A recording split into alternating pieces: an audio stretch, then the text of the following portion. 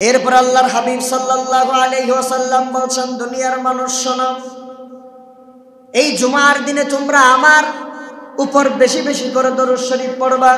কেন? কারণ হলো এই জুমার দিন এমন একটা সময় আছে যে সময় দরুদ শরীফ পড়লে আমি আল্লাহ রব্বুল আলামিনের হাবিবের উপর দরুদগুলো স্পেশাল ভাবে পৌঁছানো হয়। আল্লাহর হাবিব বলেন, قال رسول الله صلى الله عليه وسلم إن من أفضل أيامكم يوم الجمعة فأكثروا علي من الصلاة فيه। আবু দাউদের বর্ণনা, আল্লাহর হাবিব বলেন, ইন্না মিন আফদলি আইয়ামিকুম ইয়াউমাল জুমআ, নিশ্চয়ই তোমাদের মধ্যে সর্বোত্তম দিন হলো জুমার দিন। সুবহানাল্লাহ বলেন।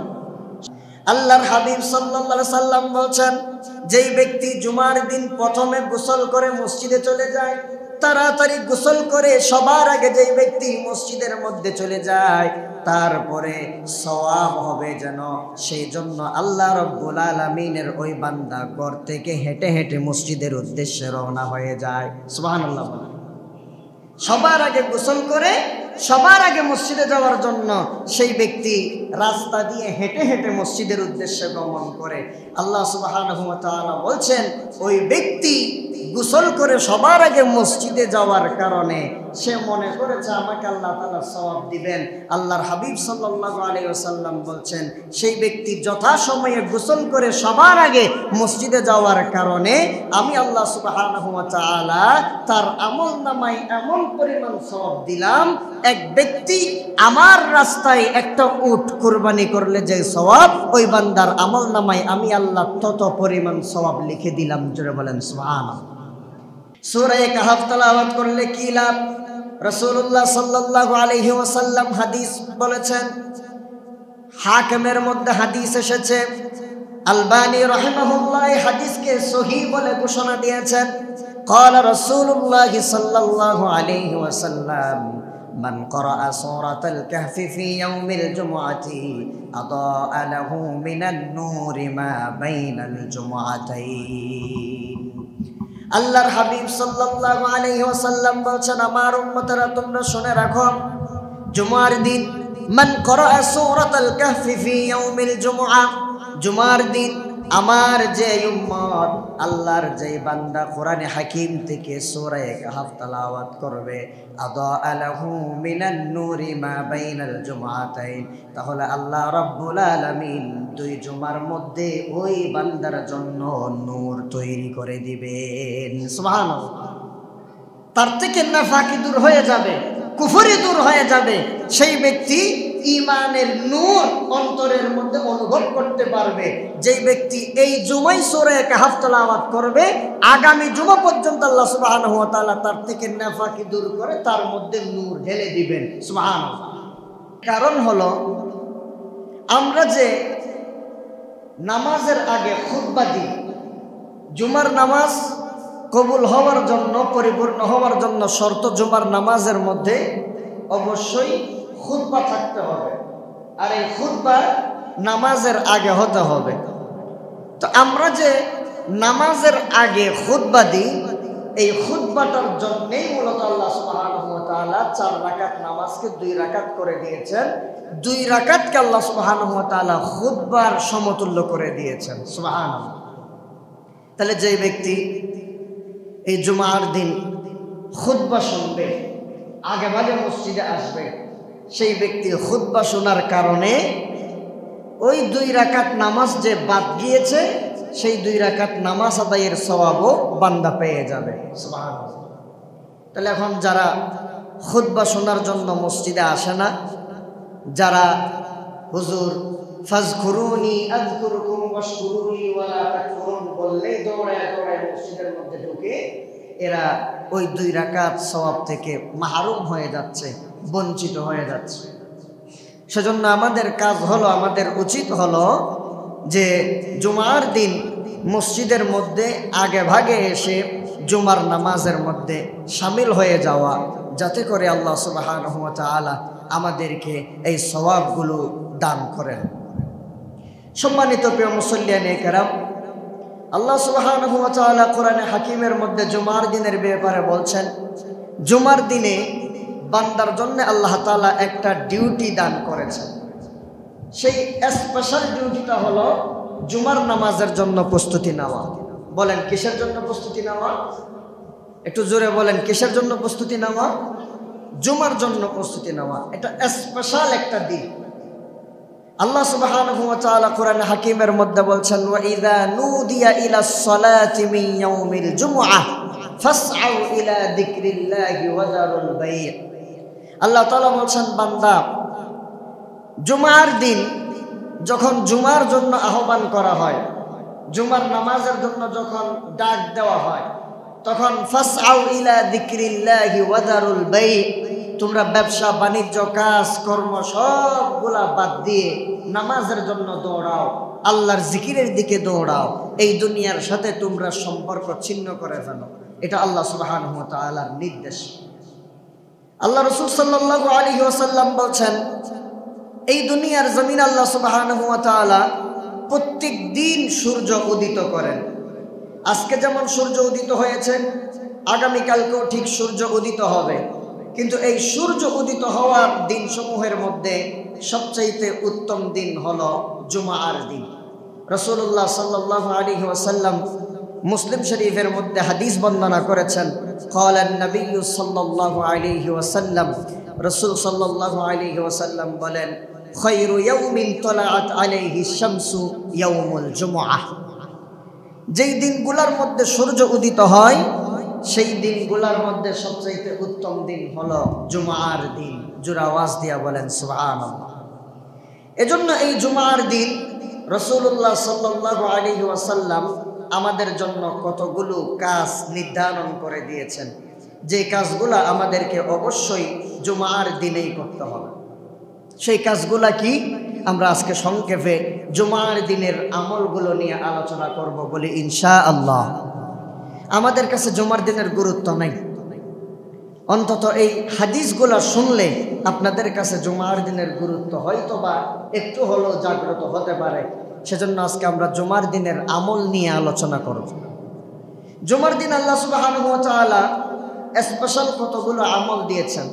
তার মধ্যে এক নাম্বার, আল্লাহ সুবহানাহু ওয়া তাআলা জুমার দিনকে স্পেশালি ভাবে কোরআন হাকিমে মেনশন দিয়ে জুমার নামাজের গুরুত্ব আলোচনা করেছেন। আল্লাহ রাব্বুল আলামিন বলেন, ওয়া ইযা নুদিয়া ইলাস সালাতি মিন ইয়াউমিল জুমআতি ফাসআউ ইলা যিকরিল্লাহি ওয়া যারুল বাই'। আল্লাহ তাআলা বলেছেন, দুনিয়ার মানুষ তোমরা শুনে রাখো, ওয়া ইযা নুদিয়া ইলাস সালাতি মিন ইয়াউমিল জুমআহ, যখন জুমার দিন তোমাদেরকে জুমার নামাজের জন্য আহ্বান করা হয়, তাহলে তোমরা কি করবা? ফাসআউ ইলা যিকরিল্লাহি ওয়া যারুল বাই', দুনিয়ার ব্যবসা বাণিজ্য কাজ কর্ম সবগুলা বাদ দিয়া তোমরা দৌড়ায়া দৌড়ায়া আল্লাহর জিকির করার জন্য মসজিদের দিকে চলে যাও। বলেন সুবহানাল্লাহ। জুমার দিনের এক নাম্বার কাজ হলো এটা। দুই নাম্বার, রাসূলুল্লাহ সাল্লাল্লাহু আলাইহি ওয়াসাল্লাম বলেছেন, জুমার দিনে বান্দার জন্য আমল হলো, বান্দা জুমার নামাজে যাওয়ার জন্য প্রস্তুতি গ্রহণ করবে গোসল করার মাধ্যমে।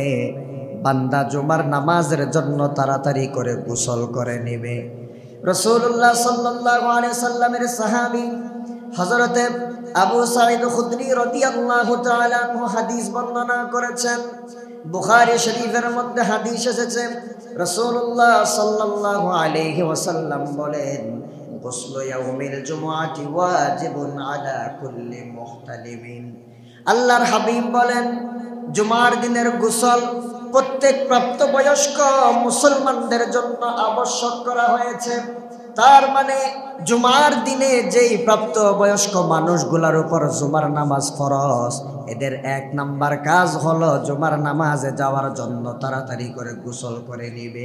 অবশ্যই প্রত্যেক প্রাপ্তবয়স্ক মুমিন মুসলমানের উপর জুমার নামাজকে রাসূলুল্লাহ সাল্লাল্লাহু আলাইহি ওয়াসাল্লাম ওয়াজিব করে দিয়েছে। জুমার দিনের এক নাম্বার কাজ গোসল করতে হবে জুমার নামাজের জন্য। দুই নাম্বার, জুমার দিনের জন্য জুমায় আসতে যখন হবে তখন গোসল করার পর বাড়িতে গিয়ে সুন্দর পোশাক পরিধান করতে হবে এবং সুন্দর পোশাক পরে ওই পোশাকের মধ্যে একটু সুগন্ধি লাগাতে হবে। এটা হলো 2 নাম্বার কাজ। রাসূলুল্লাহ সাল্লাল্লাহু আলাইহি ওয়াসাল্লামের সাহাবী হযরত সালমান ফারসি রাদিয়াল্লাহু তাআলা আনহু তিনি হাদিস বর্ণনা করেছেন। রাসূলুল্লাহ সাল্লাল্লাহু আলাইহি ওয়াসাল্লাম বলেন, ও দুনিয়ার মানুষ তোমরা শুনে রাখো, যেই ব্যক্তি জুমার দিন জুমার নামাজের জন্য গোসল করে এরপরে ওয়ায়াতাতাহহারা মাস্তাতাআ মিন তুহরিন, তার শব্দ অনুযায়ী যথাযথভাবে পবিত্রতা অবলম্বন করে, পবিত্রতা অবলম্বন করার পর সুন্দর পোশাক সেই ব্যক্তি পরে, আল্লাহর হাবিব বলেন ওয়ায়াদাহিনু মিন দুহুনিহি, এরপরে সেই ব্যক্তি তেল ব্যবহার করে, আও ইয়ামাসসু মিন তিবি বাইতিহি, এরপর ওই ব্যক্তি সুন্দর করে তার কাপড়ের মধ্যে সুগন্ধি লাগায়, এরপরে সুম্মা ইয়াখরুজু ফালা ইউফাররিকু বাইনা ইসনাইনি, আল্লাহর হাবিব বলেন সুন্দর পোশাক পরার পরে তেল দেওয়ার পরে এবং সুগন্ধি ব্যবহার করে ঘর থেকে বের হয়ে মসজিদের মধ্যে আগমন করলো।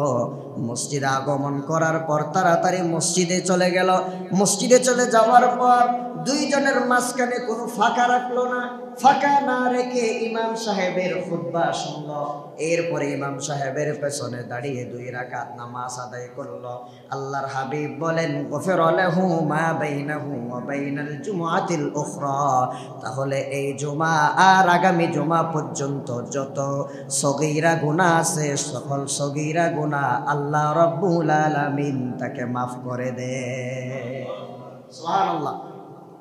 এজন্য গোসল করার পর সুন্দর পোশাক পরে একটু চুল আঁচড়িয়ে তেল দিয়ে সুগন্ধি ব্যবহার করে মসজিদে চলে এসে ইমামের খুতবা শুনে ইমামের পেছনে জুমার নামাজ আদায় করতে হবে। যে ব্যক্তি এটা করতে পারবে আল্লাহ সুবহানাহু ওয়া তাআলা তার 2 জুমার মধ্যখানে যেই সগীরা গুনাহ সেই সগীরা গুনাহগুলো বান্দাকে আল্লাহ তাআলা মাফ করে দিবেন। সুবহানাল্লাহ।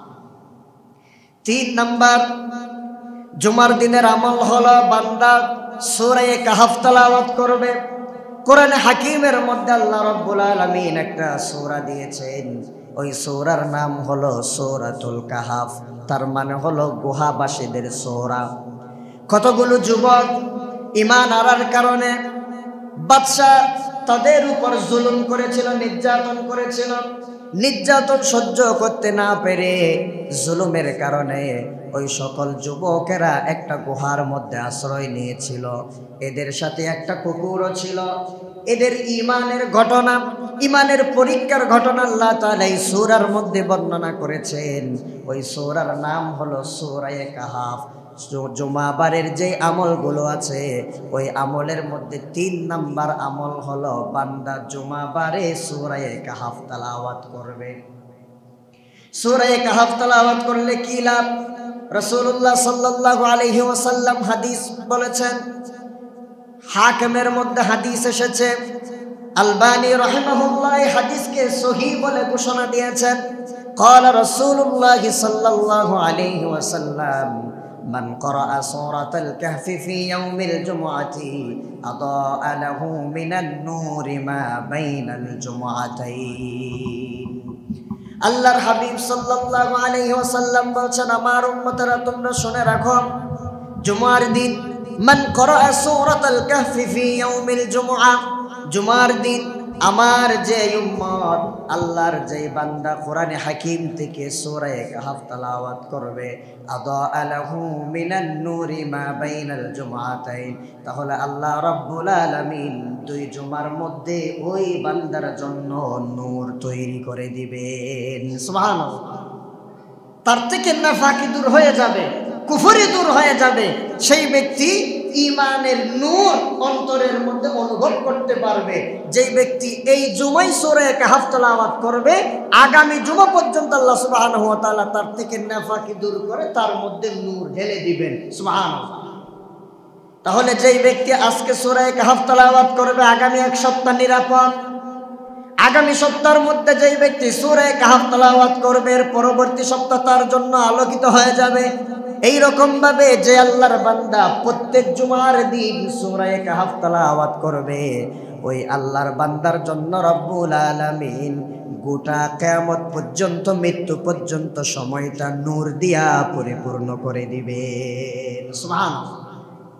এখন আপনারা বলতে পারেন, হুজুর আপনি বললেন কিয়ামত পর্যন্ত। হ্যাঁ, অবশ্যই কিয়ামত পর্যন্ত। কিয়ামত কাকে বলে? আমরা মনে করি যে যেই দিন দুনিয়া ধ্বংস হয়ে যাবে, সবগুলা শেষ হয়ে যাবে, সেই দিনই কিয়ামত। আমরা এমনটা মনে করি না? কিন্তু হাদিসের মধ্যে আল্লাহর রাসূল বলেছেন না, ওই দিনটা কিয়ামত নয়, শুধু ওই দিন তো হলো বড় কিয়ামত, যেই দিন গোটা দুনিয়া ধ্বংস হয়ে যাবে। কিন্তু প্রত্যেক বান্দার জন্য একটা নির্দিষ্ট কিয়ামত আছে। ওই নির্দিষ্ট কিয়ামত হলো সেই দিন যেই দিন বান্দা দুনিয়া থেকে বিদায় নিয়ে মৃত্যুবরণ করে। আল্লাহর হাবিব বলেন, قال رسول الله صلى الله عليه وسلم من مات فقد قامت قيامته। যেই ব্যক্তি মৃত্যুবরণ করলো সেই ব্যক্তির তখন থেকে কিয়ামত শুরু হয়ে গেল। আল্লাহ রাব্বুল আলামিনের হাবিব আমাদেরকে এই কথা জানিয়ে দিয়েছেন। তার জন্য আমরা বুঝতে পারলাম যে ব্যক্তি প্রত্যেক জুমাবারে সূরা কাহফ তেলাওয়াত করবে, ওই ব্যক্তি তার কিয়ামত আসা পর্যন্ত নূরের মধ্যে থাকবে। কথা ঠিক কিনা বলেন? এজন্য আমরা সূরা কাহফ প্রতি জুমাবারে তেলাওয়াত করার চেষ্টা করব ইনশাআল্লাহ। অন্তত পুরো সূরাটাও যদি না পারি, আরেক বর্ণনায় হাদিসের মধ্যে আছে অন্তত 10 আয়াতও যদি কেউ পড়তে পারে, তাহলে আল্লাহ সুবহানাহু ওয়া তাআলা তার গুনাহ মাফ করে দিবেন। আল্লাহ তাআলা তাকে শয়তানের কুমন্ত্রণা থেকে, দাজ্জালের ফিতনা থেকে মুক্ত করে দিবেন। সুবহানাল্লাহ। এজন্য সূরা কাহফের গুরুত্ব বেশি। এরপরে 4 নাম্বার, জুমার দিনের কাজ হলো জুমার নামাজের জন্য আগে থেকেই প্রস্তুতি নেওয়া। জুমার নামাজের জন্য আগে থেকে প্রস্তুতি নেওয়া। আযান দেওয়ার পরে প্রস্তুতি নেবেন তাড়াহুড়া করে, এটা যেন না হয়, আগে থেকে প্রস্তুতি থাকতে হবে। আল্লাহর হাবিব বলেন, قال رسول الله صلى الله عليه وسلم من اغتسل يوم الجمعة غسل الجنابة ثم راح في الساعة الأولى فكأنما قرب بدنة। আল্লাহর হাবিব সাল্লাল্লাহু আলাইহি সাল্লাম বলেন, যেই ব্যক্তি জুমার দিন প্রথমে গোসল করে মসজিদে চলে যায়, তাড়াতাড়ি গোসল করে সবার আগে যেই ব্যক্তি মসজিদের মধ্যে চলে যায়, তারপরে সওয়াব হবে যেন সেই জন্য আল্লাহ রাব্বুল আলামিনের ওই বান্দা ঘর থেকে হেঁটে হেঁটে মসজিদের উদ্দেশ্যে রওনা হয়ে যায়। সুবহানাল্লাহ। সবার আগে গোসল করে সবার আগে মসজিদে যাওয়ার জন্য সেই ব্যক্তি রাস্তা দিয়ে হেঁটে হেঁটে মসজিদের উদ্দেশ্যে গমন করে। আল্লাহ সুবহানাহু ওয়া তাআলা বলছেন, ওই ব্যক্তি গোসল করে সবার আগে মসজিদে যাওয়ার কারণে সে মনে করেছে আমাকে আল্লাহ তাআলা সওয়াব দিবেন। আল্লাহর হাবিব সাল্লাল্লাহু আলাইহি ওয়াসাল্লাম বলছেন, সেই ব্যক্তি যথাসময়ে গোসল করে সবার আগে মসজিদে যাওয়ার কারণে আমি আল্লাহ সুবহানাহু ওয়া তাআলা তার আমলনামায় এমন পরিমাণ সওয়াব দিলাম, এক ব্যক্তি আমার রাস্তায় একটা উট কুরবানি করলে যে সওয়াব, ওই বান্দার আমলনামায় আমি আল্লাহ তত পরিমাণ সওয়াব লিখে দিলাম। জোরে বলেন সুবহানাল্লাহ। তাহলে আগে ভাগে জুমার নামাজের জন্য মসজিদে আসলে একটা উট কুরবানি করার সওয়াব আল্লাহ সুবহানাহু ওয়া তাআলা আমাদেরকে দান করবেন। এরপরে জুমার দিনের 5 নম্বর আমল হলো জুমার দিন বেশি বেশি করে আল্লাহর হাবিবের উপর দরুদ শরীফ পড়া। বেশি বেশি করে দরুদ শরীফ পড়া। হাদিসের মধ্যে এসেছে দরুদ শরীফের ফজিলত সম্পর্কে। আবার কোরআন হাকিমের মধ্যে সূরা আহজাবেও আল্লাহ তাআলা দরুদ শরীফের ফজিলত সম্পর্কে বলেছেন। আল্লাহ তাআলা বলেন, ইন্নাল্লাহা ওয়া মালাইকাতাহু ইউসাল্লুনা আলান নবী ইয়া আইয়ুহাল্লাযীনা আমানু সাল্লু আলাইহি ওয়া সাল্লিমু তাসলিমা। আল্লাহ তাআলা বলেন, ইন্নাল্লাহা ওয়া মালাইকাতাহু ইউসাল্লুনা আলান নবী। ও দুনিয়ার মানুষ তোমরা শুনে রাখো, নিশ্চয় আমি আল্লাহ সুবহানাহু ওয়া তাআলা এবং আমার ফেরেশতারা ইউসাল্লুনা আলান নবী, আমার নবীর উপর আমরা দরুদ পড়ি। জোরে বলেন সুবহানাল্লাহ। আল্লাহ নিজে দরুদ পড়েন, ফেরেশতারাও দরুদ পড়েন। এখন আপনারা বলতে পারেন, হুজুর আল্লাহ কি আমাদের মতো আল্লাহুম্মা সাল্লি আলা মুহাম্মাদ এটা পড়েন নাকি? না না, ফেরেশতারা যখন দরুদ পড়েন তখনও কি এটা পড়েন নাকি? না না, দরুদ শরীফের 4টা অর্থ আছে। এই জন্য কবি বলেন সালাতু মাআনি দার লুগাতে 4, দুআ ও দরুদ ও রাহমাত ও ইস্তিগফার।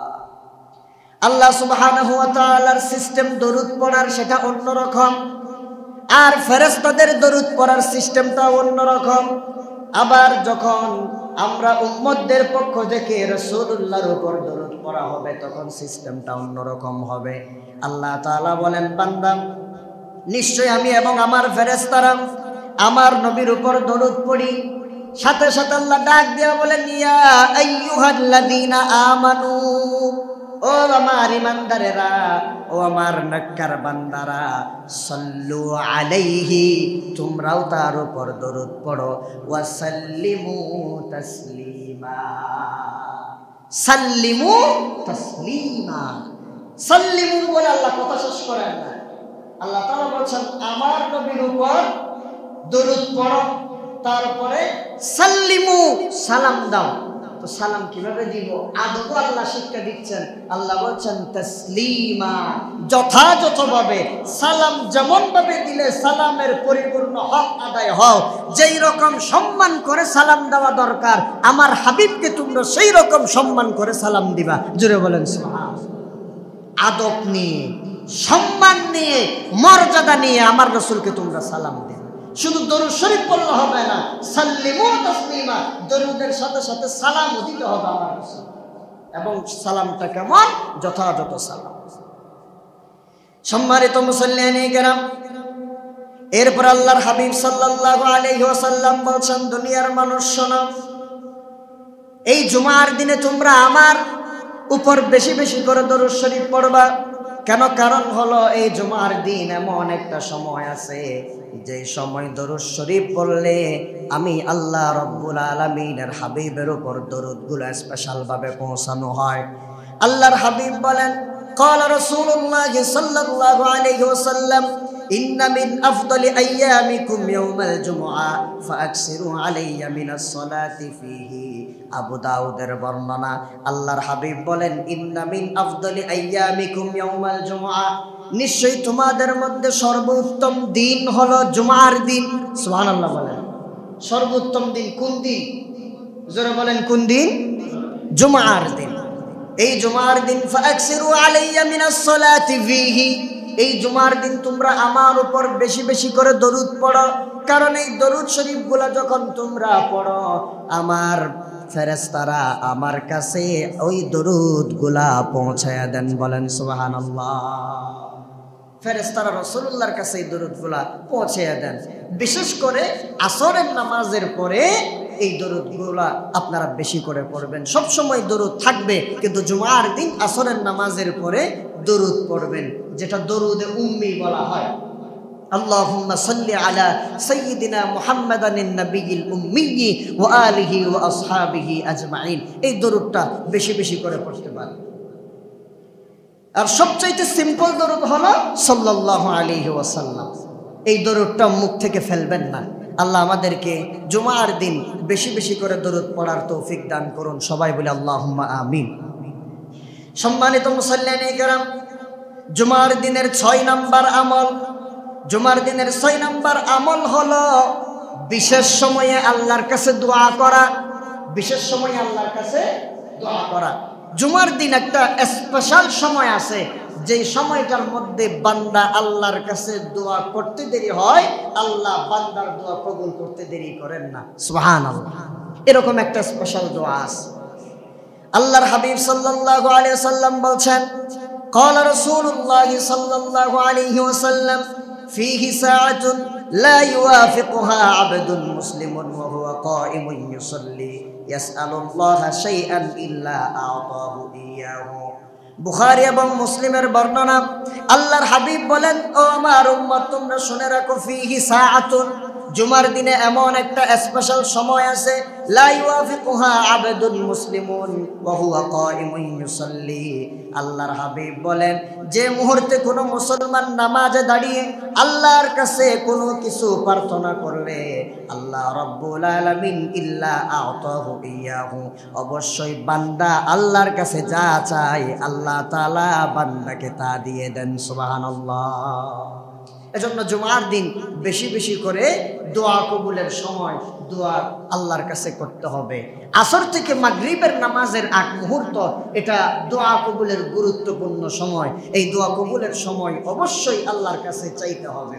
এরপরে আযান এবং ইকামতের মধ্যে যে সময়, ইকামত এবং নামাজের মধ্যে যে সময়, এই সময়েও দোয়া কবুল হয়। সিজদার মধ্যে গেলে দোয়া কবুল হয়, বৃষ্টির সময় দোয়া কবুল হয়। এই সময়গুলোর মধ্যে আমাদেরকে দোয়া অ্যাপ্লাই করতে হবে আল্লাহর কাছে। আল্লাহ তাআলা যেন আমাদের এই দোয়াগুলো কবুল করে নেন। জোরে বলি আল্লাহুম্মা আমিন। সম্মানিত প্রিয় মুসল্লিয়ানে কেরাম, তাহলে জুমার দিন যে সময় দোয়া কবুল হয়, বেশিরভাগ উলামায়ে কেরামদের মতে ওই সময়টা কোন সময়? আসর থেকে মাগরিবের নামাজের আগ মুহূর্ত পর্যন্ত এটা দোয়া কবুলের সময়। বেশি বেশি করে দোয়া করতে হবে। প্রিয় মুসল্লিয়ানে কেরাম, জুমার দিনের 7 নম্বর আমল হলো মসজিদে এসে মনোযোগ সহকারে খতিব সাহেবের খুতবা শোনা।